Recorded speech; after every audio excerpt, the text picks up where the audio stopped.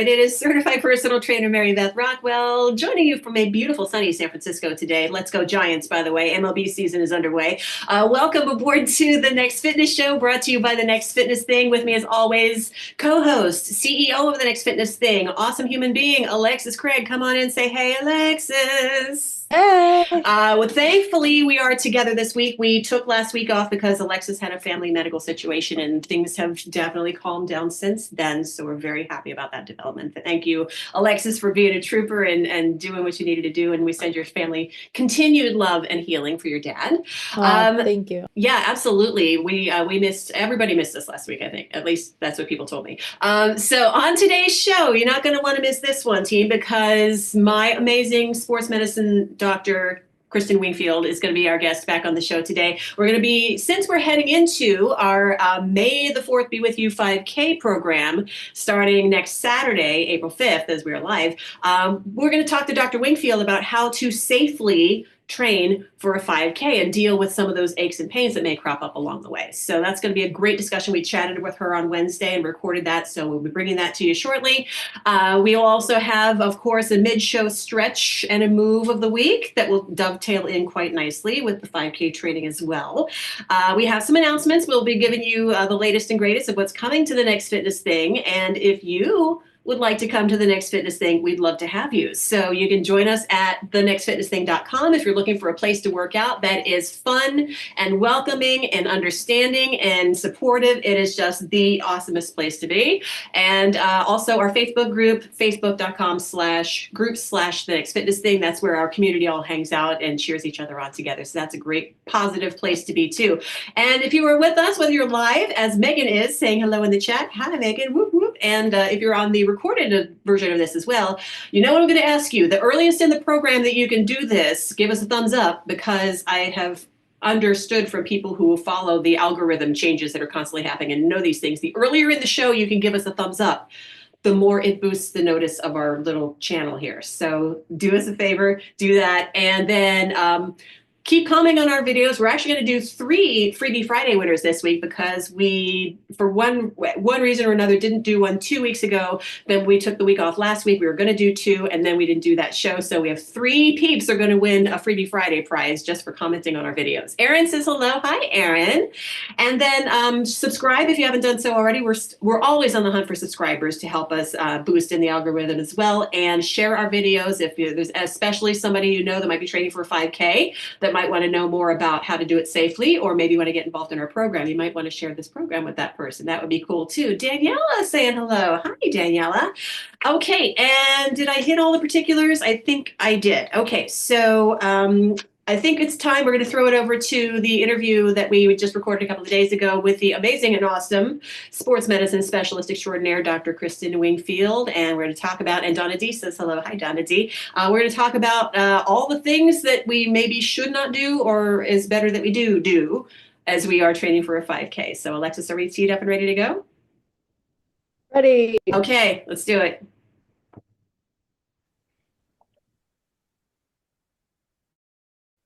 All right, welcome back, Dr. Kristin Wingfield. Always a pleasure to have you on the show. Our TNFT teammates love when we pick your brain and find out about how their bodies work and don't work, and what things that we can help them to do to make them work more friendly, in a friendly manner. I'll get that out. I'm just drinking coffee right now, so it hasn't kicked in yet, so bear with me. But nonetheless, Dr. Wingfield, great to have you back. How you doing? Thank you. It's great to be here. I love chatting with you guys. Yeah, our team loves you. So thank you very much for bringing your expertise to this party, because we are trainers. We are not doctors. So we defer to you, the medical expert, in many things around here. So we are just about to launch our quarterly 5K training program, our May the 4th Be With You 5K, which is going to be coming up the weekend of May 3rd and 4th. And we have a 4-week training program leading up to that. So I wanted to know, because you tend to deal with a lot of people who might be going maybe the weekend warrior route. So like from sitting on the couch to doing their first 5K. So I just wanted to dive into like some of the common injuries that you deal with and ways that we can possibly prevent those. And we addressed before the show started, the number one injury that we're seeing with a lot of our TNFT teammates these days in previous 5K training programs especially is plantar fasciitis. So can we start there, please? Sure. Okay, That's a thanks. tough one. Can be so painful.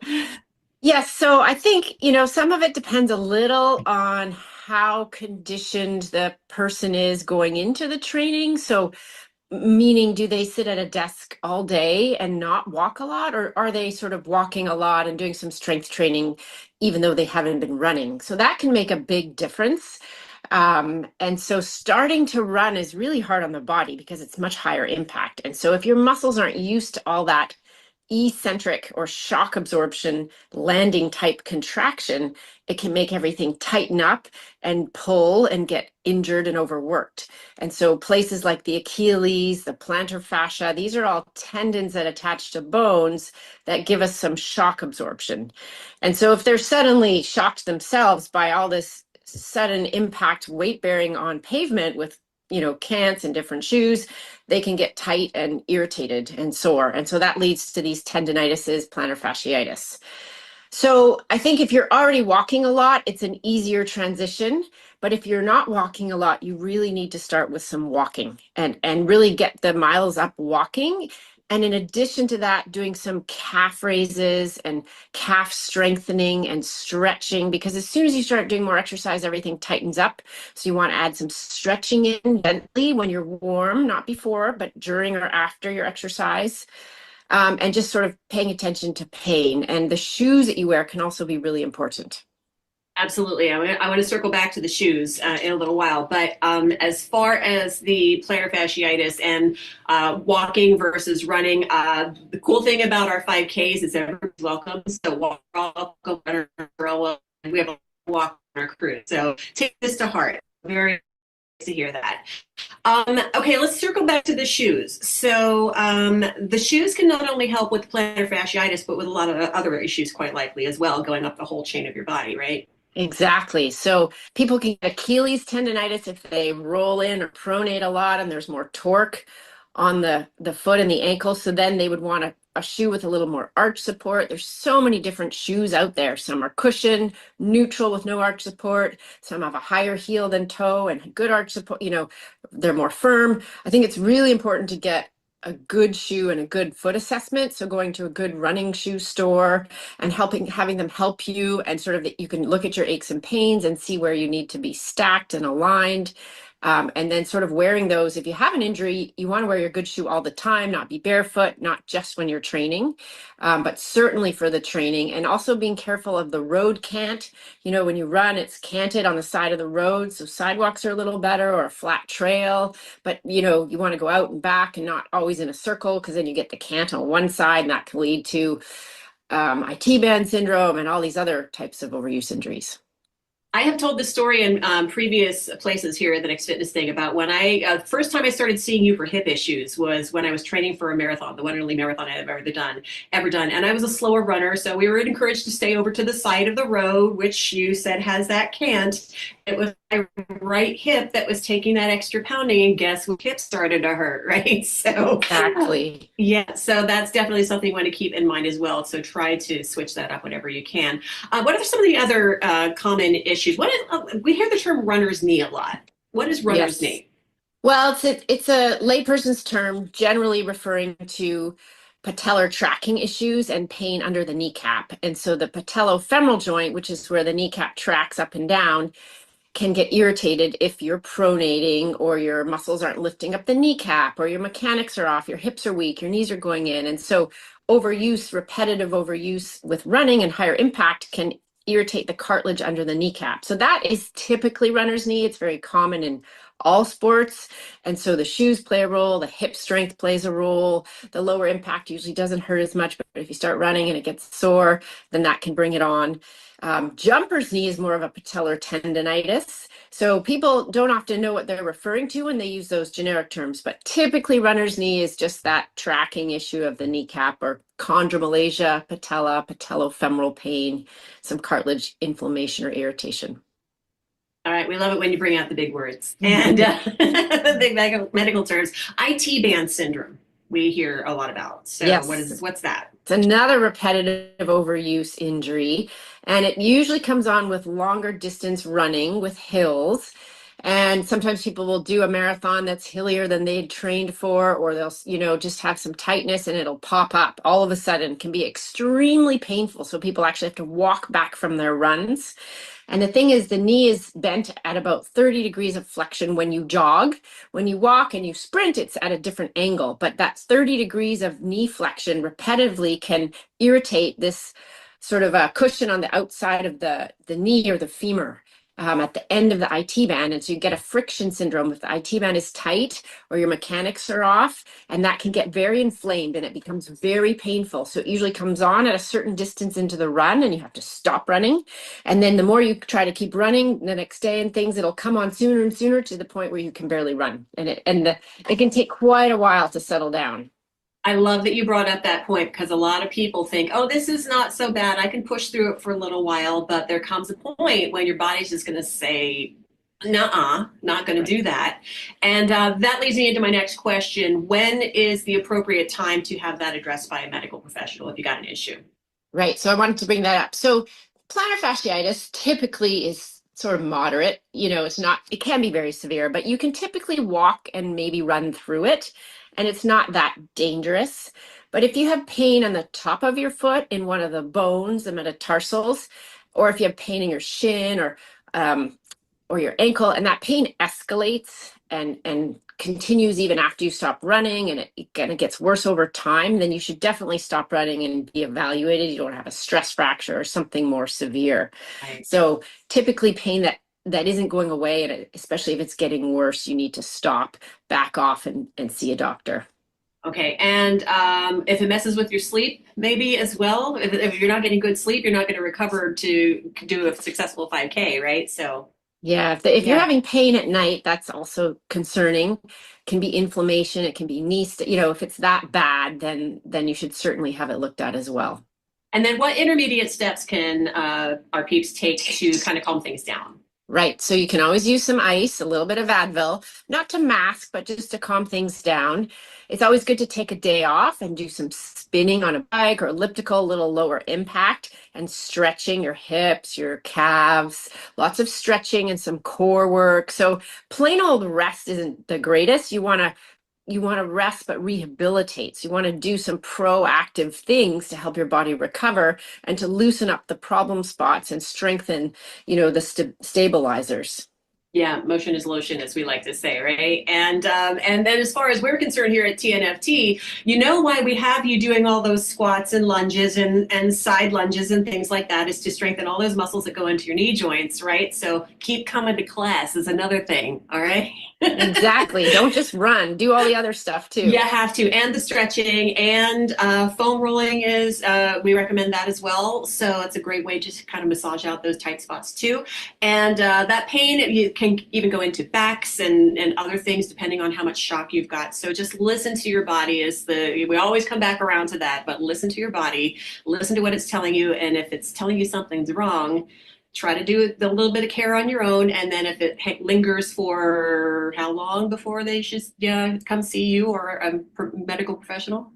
I mean, if it's progressing, a few days to a week, if you can calm it down by a few days off, great. But if it comes back the next time you go out and it stays there, that's more concerning. I was also going to say, the less active you've been leading in, the longer you need to take to build up, right? Your body has to adapt very slowly and then you won't get injured. If you've been more active, you can go a little quicker, but with running, it's just tricky. You have to take your time and let your body adapt. Amen. All right. So whether you're walking it or you're running it or doing any other form of cardio, we've got some wheelchair peeps that do stuff with us too. So that's awesome. Make sure you're taking care of yourself and being consistent and making sense of how much you're progressing, because you don't want to do too soon because that's a recipe for overtraining injury. And that's what we're trying to do here, right? Okay, I want to plug your this because we always close out with giving you a plug, and I have one more thing if we can, so go ahead. Sure. So I have a private sports medicine practice in Marin in the city. It's called Sports and High Performance Medicine. I see athletes and active people of all ages, and I use ultrasound. I do injections and diagnose and treat sports injuries. And the last question I have for you is: your dog still with you? We got to say hi to Hershey. He's napping. Oh. Hershey. See, we love the doggies and the kitties around here, so we'll take them all. All right, Dr. Kristin Wingfield, we love having you on the show. Thank you very much, and we'll do it again soon. We'll be hitting you up, so be ready for that email. All right. Great. Thank you for having me. Good luck with the run. She's so great. She's just full of good information and just so, straightforward and just makes sense, right? And apologies if the video was a little bit glitchy in and out. That sometimes happens when we record. So I hope you were able to make sense out of that. We do have a lot of things going on in the chat that I want to get to as well while this came on while we were running that interview. Erin is signed up for the 5K. Yay, Erin. See you there. Edie says she will miss a week of the 5K, but is ready to sign up. We will take you when you're ready, Edie. Daniela, regarding the plantar fasciitis, says still feeling it every now and then. I know it's tough. It can be real tough to get over that. Just keep doing what you're doing and give it some time and be patient. Is my suggestion for that. Erin says, yes, working on strengthening your ruptured plantar fascia. That's a whole other level, not just tight, but it's ruptured. So that is like, Erin, we send you so much healing juju. Donna says, I'll probably sign up. Well, we'll probably look for you in that case, Donna D. Kimberly, hi, Kimberly says, oh no, did weightlifting Monday, weeding in my yard Tuesday, hurt my back doing that. Oh, Kimberly, take care of yourself. And Erin says, that's a big Hershey. As soon as we actually were talking with Dr. Wingfield before we hit record on the interview, and she introduced Hershey to us. This is like, well, we got to have Hershey make a cameo. So that was cool. All right. Alexis, are you ready to bump on here and we'll move on to our mid-show stretch break? Hey, there she is. Hey, sure. Let's do it. Okay. In light of the fact that we are talking about our next 5K training program, we have an appropriate stretch to help you ease through your 5K experience. And I believe me on the video. And Dr. Wingfield mentioned this about taking care of your calves. So I'm going to be showing you a calf stretch. And calf stretch early, calf stretch often. All right, because when your calves tighten up, it's not fun. So, okay, here comes the video. Now I'm standing on this one and stepping with my front foot like vertical shin, basically. So my knee is right over top of my ankle. It's not going way out over my toes. Some people have no problem with their knees going out over the toes. Generally speaking, I tend not to. So now I'm pressing my back heel down behind me, and that is the calf stretch. There are a million different ways you can do a calf stretch, by the way. This is just one video that we pulled up that Alexis pulled up for you. Thank you, Alexis. Note, ideally your foot is straight, so your feet are parallel to each other. Think railroad tracks, because that's going to help you get the most effective angle to hit the back of your calf. That said, you might want to maybe play with your foot position a little bit. As long as your knee tracks properly, you could theoretically point your foot out to the side and get a little more of the opposite side of your calf, or turn your foot inward and get more of the, so you can switch that up. You could also do a calf stretch against a wall. In that case, your front foot would be against like the baseboard of your wall, for example, and then you just gently hinge forward with that foot, not applying too much pressure. But that's another fun way to get a little calf stretch. Alexis, what are your thoughts on calf stretches, and what's your favorite way to do one? Yeah, I mean, I love this one that's showing here, mostly because it takes no equipment and you can do it standing. Right. So that one's really good. On this one, I would suggest on the back foot, when you're stretching it, to spread your toes too. And yeah, sometimes the other thing just to say with this is it really matters if your knee is bent or straight. Yeah. It stretches a different muscle if your knee is bent versus straight. And so you can play with that, and neither is right or wrong. It's just what you're looking to stretch. So I would try both. I really personally like the toes up the wall stretch a lot too. So it's like the wall is here and you put your foot so that your toes go up the wall. Yeah. And especially if you are dealing with plantar fasciitis, that one, it stretches the arch of your foot a lot too. But I can just relate. I know that we have several people on our team that are dealing with the foot pain thing right now. I've had that before myself. It's so intense. And so the calf stretching for me really helped a lot when I was working with that. And especially if you are all of this walking, running stuff, like what Dr. Wingfield's suggesting, the calf stretching really helped for me a lot. Yeah, I'll show you my favorite way to do calf stretch, by the way. And again, there are like a bajillion different ways. When I had plantar fasciitis, my podiatrist actually suggested to me to sit in a figure 4 stretch. So ankle crossed over my opposite thigh, grab the toes on my foot, and I'm you can't see it, but I'm pulling my toes toward my shin and getting that stretch down. So that's a twofer because they get a hip stretch as well as the foot stretch, which, you know, those of you who are in my classes know I love to do some figure 4. So I'll do that anytime, any day. So just make sure you get both sides if you do that. And, you know, get both sides anyway, because both sides need love.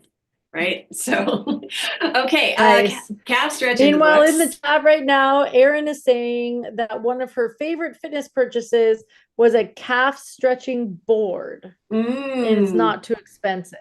Okay. Yeah. I know what you're talking about. Yeah. Those, it's kind of like the toes up the wall stretch, but it's like a device that you can use instead of putting the toes up the wall. Right. That's a good idea. One more suggestion Danielle is also saying, go ahead. No, go ahead. Let Daniela go. Daniela also said that she's been doing the calf stretch. Yay! We've been talking All about right. that one. Yay. One more suggestion that I'm going to give you is a seated forward fold with a yoga strap around your feet. So that way you can pull both feet towards you, wrap the strap right around just below the ball of your foot maybe, or thereabouts, and then gently provide enough tension that you get a comfortable stretch in your foot. You probably do it without shoes because I've got my big honking shoes on today, but that will help you open up at the bottom of the foot as well, where that condition tends to manifest. So yeah.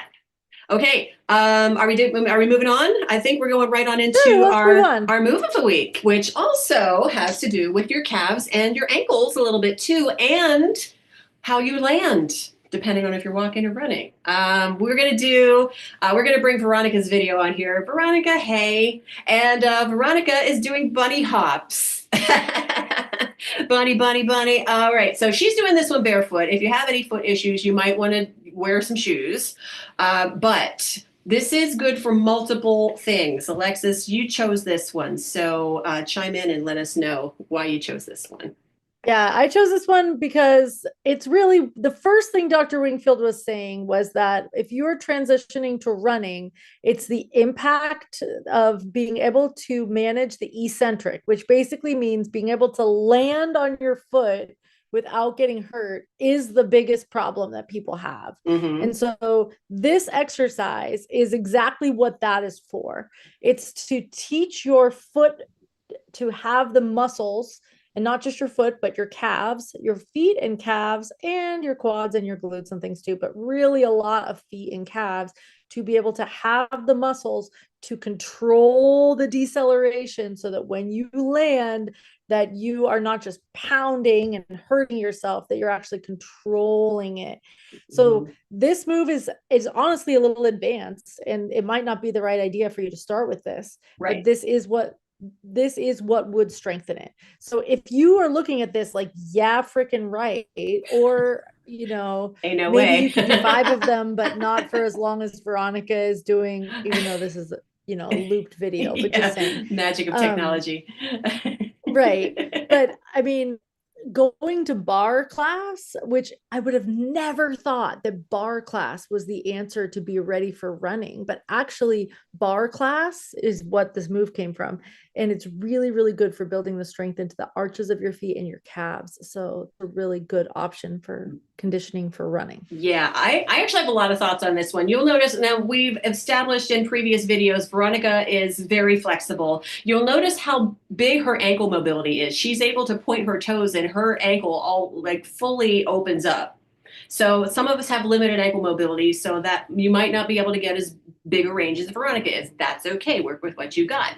If you notice Veronica's knees, she is not landing with her knees locked. This is something that I see. I'm gonna call this out with love, because I don't know if you might not be able to see my knees, but if I land, and I'm corded headphones too, so bear with me here. Hold on, let me pin you so okay, there you go. You. There's my cord. That's not an umbilical cord, that's my headphones. So if I'm jumping and then I land with my knees locked, and if you find that you're landing with a thud and you're making a lot of noise when you land, you are putting so much shock into your knees that is not safe, generally speaking, over time. So She noticed if Veronica had that nice little soft springy knee underneath her and it was nice and quiet and effortless, that's ideally what we're going for to help save the wear and tear on your knee joints. So if you find that you're jerking to a stop, you might want to just soften your knees just a little bit more because it's going to be safer in the long run. And then also, if you're not up for jumping, you can still do the fake out version of this. You can come up on the balls of your feet and you can still do the calf raise. You can still work on your ankle mobility. It's just you're not landing. But ideally, if you're going to be running, you do want to work on that landing, right? So does that make sense? Okay. Right. Yes, 100% on board. It is definitely important to bend your knees, and absorbing with your feet is is very important, but you also have to bend with your knees. Right. Yes, exactly. Okay. All right. That was, I hope, informational for you. And then we're going to get it some more information as far as what's coming your way here at the Next Fitness Thing, which, of course, we've been talking about it a lot to this point, but officially, let's for reals announce. I know we've kind of dribbled and drabbled it because we didn't do the show last week, but our May the 4th Be With You 5K, the second annual, by the way. It was so successful last year, we brought it back. And this is going to start on Saturday, April 5th with the traditional baseline classes. This has kind of got the spacey sci-fi theme to it, of course. Do it on May the 4th. So Blaster Baseline 55, that's a 55-minute class, which is free and open to everybody, whether you're a TNFT teammate or not. You can jump into that class. And then if you decide that you want to continue on, we have a 4-week training program for you. And that's going to be live on the TNFT app and platform Tuesdays, Thursdays, and then endurance cardio long haul on Saturdays to prepare you for the weekend of the official 5K. We have 2 versions of that, Saturday, May the 3rd, and then officially May the 4th, Sunday. And I'm going to be leading the Saturday one. Kathy's going to be leading the Sunday one. So we will look forward to seeing you. And you can get all the info at thenextfitnessthing.com/May the 4th. When it comes to the final event, costumes are awesome. So as long as it's something that you can move safely in and see out of. So start thinking about that now if you're into the sci-fi Costumes thing. are awesome. Yes, we love seeing peeps in costume in class. It's the best. Okay, next thing is the Walking Book Club is happening, March edition, this coming weekend as we're live. So yay for Kacey, holding it down.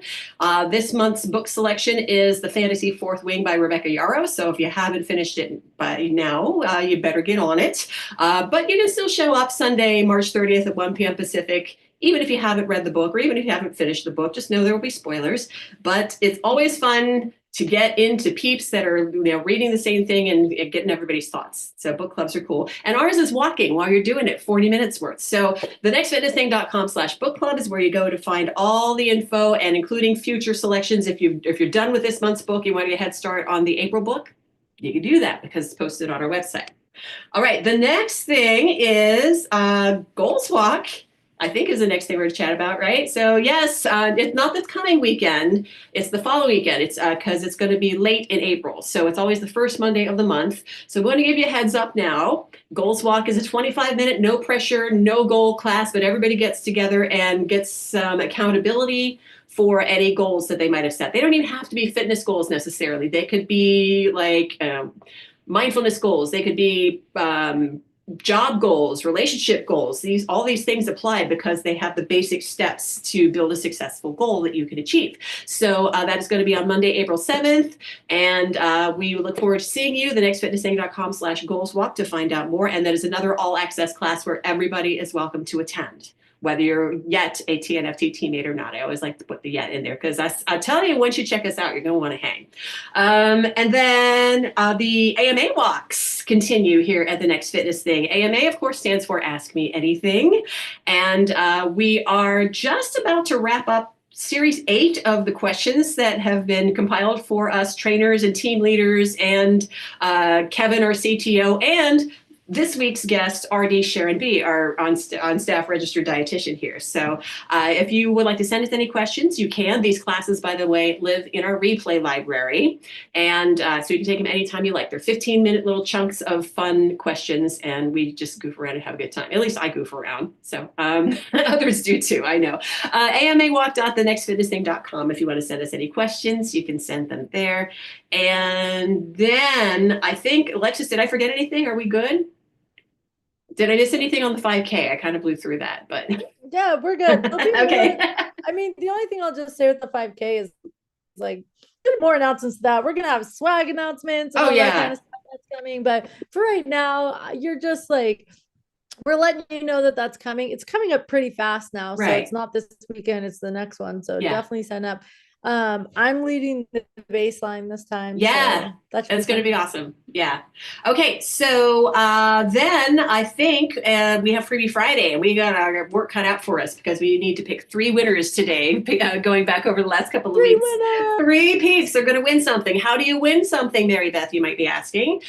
You comment on our YouTube videos from the end of today's show until the Thursday of next week.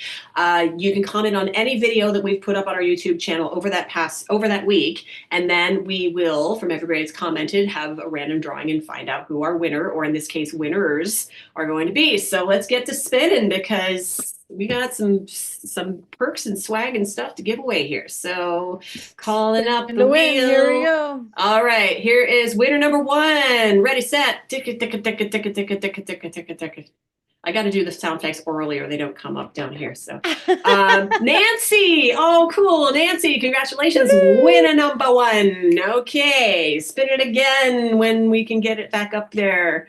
And by the way, the prizes are super cool. So it's always something different. And it's great to get one of those prizes. All right. Winner number 2. Ready, set.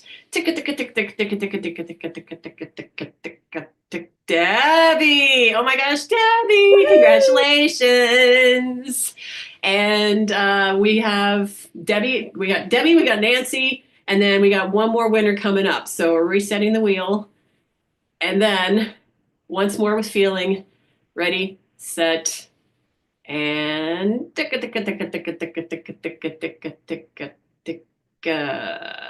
Melissa, is that team leader Melissa? Oh my gosh, that's cool. Yep. All right, sweet. So congratulations, Nancy, Debbie, Melissa. We will be contacting you to get you your prizes. And if you want to win something for yourself, get to commenting as soon as this show's over. And then hopefully you can win next week. Okay. And then every week thereafter, we keep doing the same thing because we love you and we like to give you stuff. All right. That is it, Alexis. Oh, one more thing. We got some food this week, which we didn't get to last week. And Alexis, this was kind of your idea because you have firsthand knowledge of this food in a very firsthand way. We are talking radishes as our seasonal food this week. And yay. Alexis, fill us in on your radish journey. Well, I mean, we just harvested the radishes out of our garden. Yay! The radishes are awesome. I mean, the thing that I think that starting to grow radishes made me appreciate them more. And it made them, honestly, they're way more flavorful that way too. But basically it's a really good crop that it grows in the cold weather. So if you're still dealing with cold weather, you could still plant your radishes. I know it's starting to warm up now. Yeah. But yeah, and then we had, like a surplus of them around here. So we have been making fritters out of them, basically. Oh, radish fritters. Wow, that sounds amazing. Yeah, totally. If you watch The Good Place, you might know that radishes are a crop that doesn't take a whole lot of water to grow as well, generally speaking. So there's a whole episode about radishes and lentils. And if you know The Good Place, you know what I'm talking about. But if not, check it out. I love that show. And then they've got that special little bite that you really can't get from a lot of other food, I think, as far as the flavor goes. It's kind of spicy, but not like spicy. Yeah. And my favorite way to eat them, now I know radishes are very good for you and they contain all kinds of, antioxidants and, vitamins and minerals. They're a really good source of vitamin C because a half a cup gets you about 14% of your RDA, recommended daily allowance of vitamin C. So pop the radishes if you're looking for the vitamin C. But the French like to eat their radishes, like you cut them in half and then on the cut side, you put just a little smear of butter and then a little flaky sea salt. If you have not tried that, it is out of this world, and it's so I'm gonna simple. have to try. Oh yes, absolutely. I love butter. Yeah, I've never I had mean, it like that. be though. careful with the butter if you're like watching that kind of stuff. But you know, a little treat every once in a while is so Oh, I'm good. gonna have to A try friend of that. mine introduced us to that, and it's just like you can't go back to eating radishes really any other way. I do put them in salads and things like that too. Oh but yeah, salads yeah. for sure. The other thing I'm just realizing that okay, this is how we learned this. Basically, I the radish I put on the screen is the only radish I knew that existed. Oh Basically, yeah. right? Uh-huh. No, there are a lot of kinds of radishes. And so the most recent ones that we grew, it just said radish on the package with the seeds. We put it in and it just keeps growing and it's white and it just keeps getting bigger and bigger. It was like a daikon radish or Oh whatever. yeah, yeah, yeah. Okay. They're That's why we made large. fritters out of That makes sense. Okay, so the daikon radish would have way more of your vitamin C, quite likely, than just that little radish. So, yeah. So be careful of your dosage, basically. But okay, eat the radishes, and if you don't want them, I will take yours, and Alexis, I'm sure, will too. Well, Alexis has enough of her own. So, all right, I think it's a wrap. So thank you, everybody who checked in with us live. We love you for taking time out of your day to join us. Thank you if you're checking out the recording of this one as well. And if you've not, the last chance for you, if you haven't done so, throw us a thumbs up down at the bottom. And then like, and I already said like, subscribe, share, comment, hit the notification bell if you want to be alerted every time we put something new up. You can find out first. And then high five, I think, is all we have to do here. So ready, set, boom, let's play it out. Please join us if you're not already with us at thenextfitnessthing.com, facebook.com/group/thenextfitnessthing as well. Yeah, yeah. Let's go Giants. Let's go Giants.